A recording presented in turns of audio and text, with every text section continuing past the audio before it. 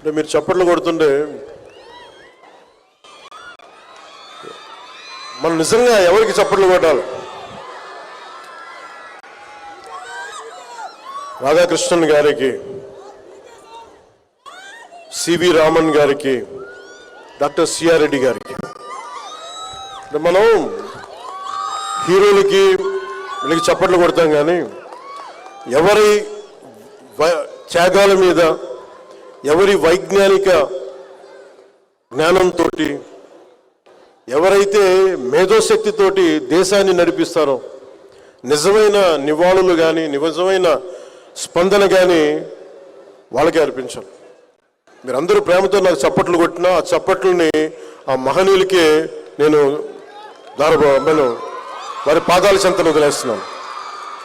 నేను ఎందుకు యూనివర్సిటీస్కి ఇవన్నీ రానంటే, ఎందుకంటే నాకు అర్హత లేదని తెలుసు నాకు. ఎందుకంటే నేను మేధస్సుతోటి పోటీ పడలేను నేను.